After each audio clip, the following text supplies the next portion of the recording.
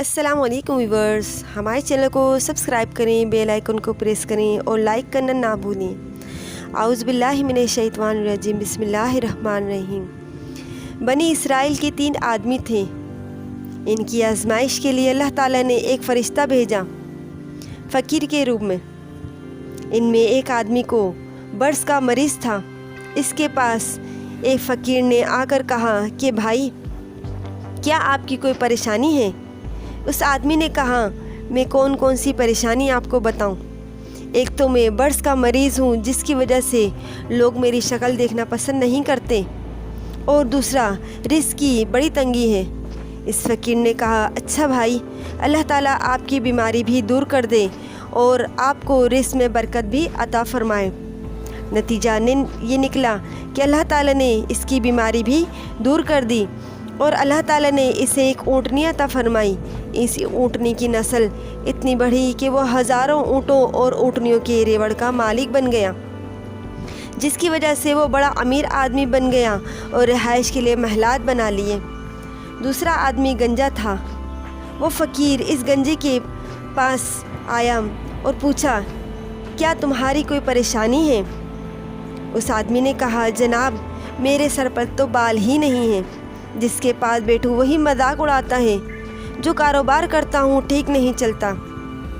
اس فقیر نے کہا، اچھا بھائی، اللہ تعالیٰ تجھے سر پر خوبصورت بال بھی عطا فرمائے اور تجھے اللہ تعالیٰ رزق میں برکت بھی عطا کرے۔ چنانچہ اللہ تعالیٰ نے اس آدمی کو ایک گائے عطا کی۔ اس گائے کی نسل اتنی بڑھی کہ وہ ہزاروں گایوں کا ریوڑ کا مالک بن گیا۔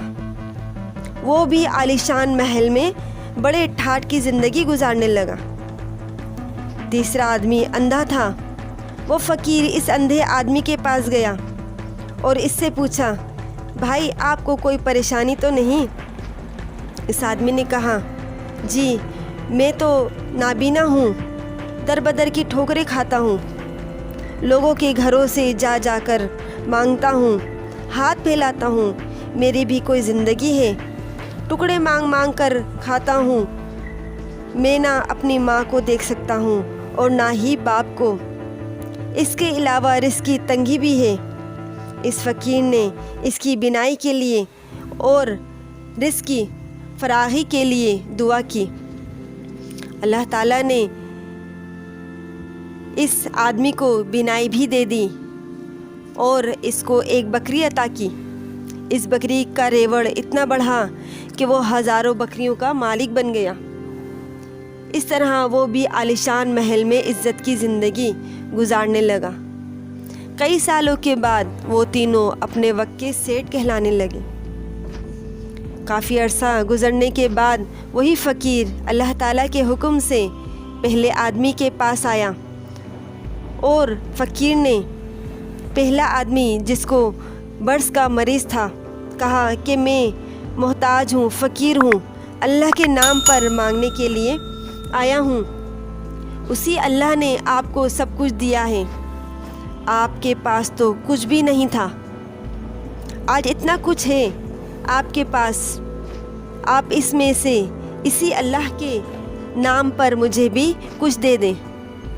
جب امیر آدمی نے سنا کہ تمہارے پاس کچھ بھی نہیں تھا تو اس کا پارا چڑھ گیا اور کہنے لگا، ذلیل قسم کے لوگ مانگنے کے لیے آ جاتے ہیں، خبردار، آئندہ ایسی بات نہ کرنا۔ میں امیر، میرا باپ امیر اور میرا پردادا امیر، ہم جدی پشتی امیر ہیں۔ تم کون ہو بات کرنے والے کہ تمہارے پاس کچھ بھی نہیں تھا؟ چلو جاؤ یہاں سے، ورنہ میں جوتے لگواؤں گا۔ چنانچہ اس فقیر نے کہا، اچھا میاں، ناراض نہ ہو، تم جیسے تھے اللہ تمہیں ویسا ہی کر دے۔ جب یہ کہہ کر چلا گیا تو اس کے جانور میں ایک بیماری پڑ گئی اور اس کے سب اونٹ وغیرہ مر گئے اور برس کی بیماری بھی دوبارہ لگ گئی۔ گویا وہ جس پوزیشن میں تھا اسی پوزیشن میں دوبارہ لوٹ آیا۔ اس کے بعد وہ شخص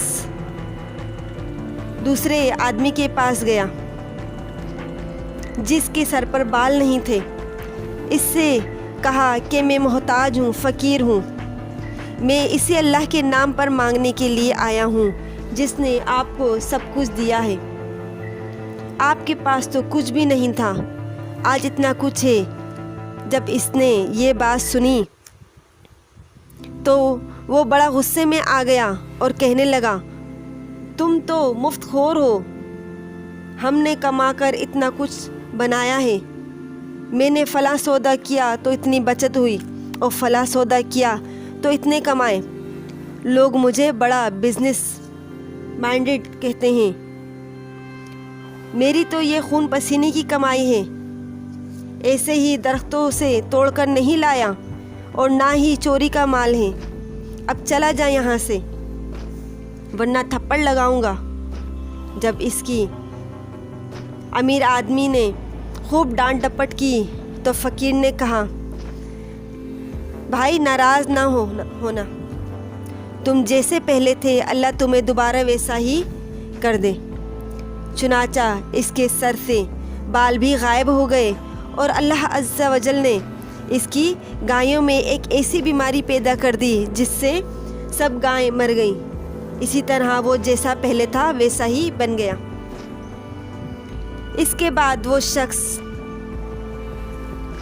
تیسرے آدمی کے پاس گیا اور اس سے کہا کہ بھائی اللہ تعالیٰ کے نام پر مانگنے آیا ہوں، محتاج ہوں، فقیر ہوں، آپ کے پاس کچھ بھی نہیں تھا، اللہ نے آپ کو سب کچھ دیا، اب اسی اللہ کے نام پر مجھے بھی دے دو۔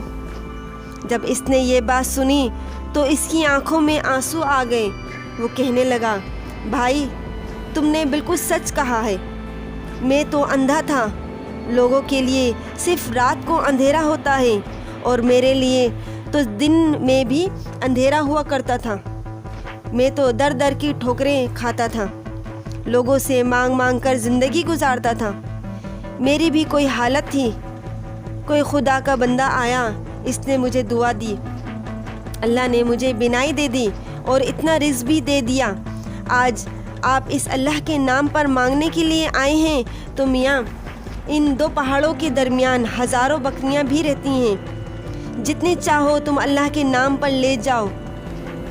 جب اس امیر آدمی نے یہ بات کی تو فقیر نے کہا، مبارک ہو، میں تو اللہ کا فرشتہ ہوں، اللہ تعالیٰ نے مجھے 3 بندوں کی آزمائش کے لیے بھیجا تھا، 2 تو اپنی بنیاد کو بھول گئے ہیں مگر تم نے اپنی بنیاد کو یاد رکھا، اللہ تعالیٰ تمہارے مال میں اور زیادہ برکت عطا فرمائے۔ چنانچہ کہتے ہیں کہ وہ آدمی بنی اسرائیل کا سب سے بڑا امیر آدمی تھا۔ ثابت ہوا کہ بندہ اگر اپنی اوقات کو، بنیاد کو یاد رکھیں تو اللہ تعالیٰ برکت دے دیتے ہیں، اور ناشکروں کے لیے اللہ تعالیٰ فرماتے ہیں، ترجمہ کنز الایمان ہے، اور تم اپنے رب کی کون کون سی نعمتوں کو جھٹلاؤ گے۔ اللہ تعالیٰ اپنے بندوں پر رحم فرمائے اور ان کی صدقے ہماری مغفرت فرمائے۔ صلو علی الحبیب صلی اللہ تعالیٰ علی محمد۔